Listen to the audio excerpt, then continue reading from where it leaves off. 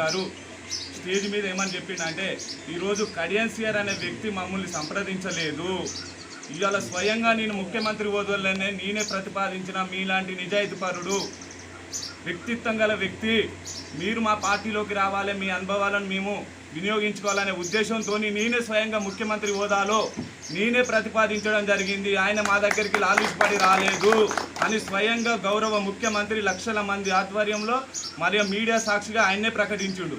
ఇవాళ కడియన్సియర్ అనే వ్యక్తికి బిజినెస్లు లేవు, వ్యాపారాలు లేవు, రియల్ ఎస్టేట్ దందాలు లేవు, ఆయనకున్నదల్లా ప్రజలు వాళ్ళ శ్రేయస్సు గ్రామాల అభివృద్ధి ఎలానే చేయాలనే తపన తప్పించి మరీ ఆలోచన లేదు.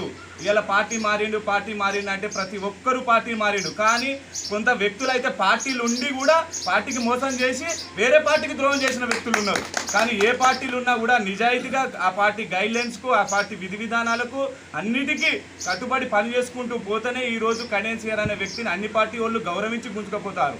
అంటే మన దగ్గర వ్యక్తిత్వం ఉంటేనే ఇతర పార్టీలు రమ్మనంటే ఇది వ్యక్తిత్వం లేని వ్యక్తులను కూడా ఎవరి దగ్గరికి రానియలేదు. మొన్న కూడా మనం చూసినాం, కొందరు జైన్ అయితే మన తీరుతో కూడా జైన్ కాని పరిస్థితులలో ఉన్నదని స్వయంగా ప్రజలందరికీ కూడా తెలిసింది. ఈరోజు మన మండల విషయానికి వచ్చినట్టయితే ఈరోజు మండలం అభివృద్ధి చెందిందంటే 2016లో మన మండలం ఏర్పాటులో పాత్రలో అప్పుడు మేము ఎంపీటీసీలో సర్పంచ్లో మీ తీర్మానాలు కాపీలు చేస్తేనే మండలంలో మండల సమావేశంలో గ్రామంలో గ్రామ సమావేశాలు గ్రామ తీర్మానాలు చేస్తేనే కలెక్టర్లకు మరియు అందరికీ మేము ఇస్తేనే ఆ రోజు మన వేలేరు ఒక్క మండలం కాలేదు, కొన్ని మండలాలు అన్నీ కూడా ఏర్పడడం జరిగింది. అందులో భాగంగా వేలేరు మండలం కూడా ఏర్పడడం చేయడం జరిగింది. 2016లో మండలం ఏర్పడి 2023 వరకు టీఆర్ఎస్ ప్రభుత్వంలో ఉండి కూడా మేము కూడా పోరాటం చేసినాం. సార్ మాకు మండల కాంప్లెక్స్లు కావాలని పల్ల రాజశేఖర దృష్టికి రాజే దృష్టికి తీసుకపోతే ఎక్కడ కూడా మాకు స్పందించలేదు. ఇలా మండల కాంప్లెక్స్లు ఎందుకు కాలేదు, అభివృద్ధి ఎక్కడైంది, మనకి ఎక్కడ ఉన్నది? అదే కడియన్సియర్ కట్టించినటువంటి గతంలో కడిగించిన సోషల్ వెల్ఫేర్ దాంట్లోనే ఇలా ఎంఆర్ఓ ఆఫీసు, ఇవాళ ఎస్ఐ పోలీస్ స్టేషన్ ఉన్నాయి. ఇవాళ ఆయన ఆ రోజు కట్టియకపోతే మన పరిస్థితి ఎక్కడ ఉంటాము? వేరే కాడ అద్దెకుండే పరిస్థితి ఉన్నది. ఇలా మనకు కూడా అద్దెకుండే పరిస్థితి ఏర్పాటు. ఇలా ఆయన పట్టించిన అభివృద్ధి అప్పుడు చేసిన అభివృద్ధి ప్రకారం ఈ రోజు మనం నడుచుకుంటాం.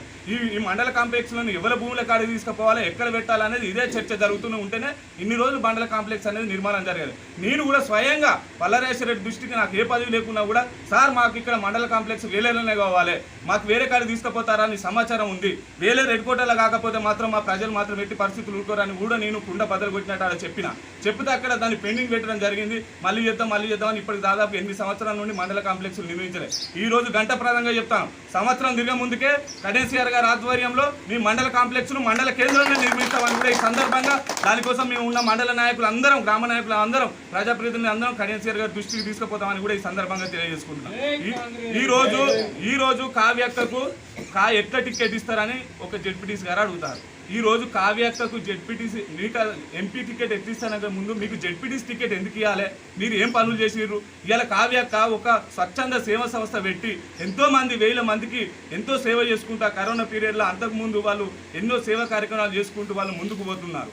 అలాంటి వ్యక్తిని కాంగ్రెస్ పార్టీ గుర్తించి టికెట్ ఇవ్వడం జరిగింది. ఇలా మీరు జెడ్పీటీసీ 2019 నాడు 2018 టీఆర్ఎస్ ప్రభుత్వం ఏర్పడిన తర్వాత మీరు జెడ్పీటీసీ టికెట్ తీసుకొని మేము కష్టపడి ఏర్పడిన తర్వాత మీరు వచ్చి జెడ్పీటీసీ టికెట్ తీసుకొని మా కార్యకర్తలు అందరూ పనిచేసి మిమ్మల్ని గెలిపితే ఒక్క కార్యకర్తకు మీరు జెడ్పీటీసీ హోదాలో ఒక్కరు పనిచేసింది నాకు నిరూపించమని కూడా ఈ సందర్భంగా డిమాండ్ చేయడం జరుగుతుంది. ఈరోజు జెడ్పీటీసీ మీ స్థాయికి వాళ్ళని విమర్శించడం తగదని కూడా ఈ సందర్భంగా నేను తెలియజేసుకుంటున్నాను. మీరు జెడ్పీటీసీ ఉండి జెడ్పీటీ ఫండ్ ఎక్కడి నుండి ఎక్కడికి తెచ్చి ఎవరికేం చేసిర్రు అది కూడా మీరు చెప్పాల్సిన బాధ్యత మీ మీద ఉంది. మేము ఖచ్చితంగా చెప్తాను, మా కాంగ్రెస్ పార్టీ అభ్యర్థి కావ్యక్క మీద కానీ మా గౌరవ ఎమ్మెల్యే కడియన్సియర్ మీద కానీ ఇందిరా గారి మీద కానీ మీరు కానీ మాటలు అతిగా మాట్లాడితే మేము ఎట్టి పరిస్థితుల్లో మేము వారి స్థాయికి అవసరం లేదు, మా నాయకులు మేము ఇక్కడ మాట్లాడితే సరిపోతుందని కూడా ఈ సందర్భంగా తెలియజేసుకుంటూ రానున్న రోజులలో భారీ మెజార్టీ పోటీ పడదాం. వేలేరు నుండి కాంగ్రెస్ పార్టీ ఎక్కువ మెజార్టీ ఇస్తుందా టీఆర్ఎస్ పార్టీ మెజార్టీ ఇస్తుందా మనం పోటీ పడి ఓట్ల రూపంలో రేపు మెజార్టీని చూపెడతామని కూడా ఈ సందర్భంగా తెలియజేసుకుంటూ రానున్న రోజులలో సంవత్సరంలో ఇక్కడ ఎన్ని మిగిలిపోయిన పనులు ఉన్నాయి అవన్నీ కూడా కడియన్సియర్ గారి నాయకత్వంలో ఇందిరా గారి నాయకత్వంలో కాబోయే ఎంపీ గారి కావ్యక్క నాయకత్వంలో వాటన్నిటినీ మీ కార్యకర్తలు నాయకులు అందరం కలిసికట్టుగా ఉండి ఆ పనులు సాధించి ప్రజల కోసం ఎల్లవేళలా మేము అందరం కృషి చేస్తామని కూడా అభివృద్ధి కోసం కృషి చేస్తామని ఈ సందర్భంగా కోరుకుంటూ ఈ అవకాశాన్ని ఇచ్చిన సభాధ్యక్షులకు నేను ఉదయపూర్వక కృతజ్ఞతలు తెలియజేసుకుంటున్నాను.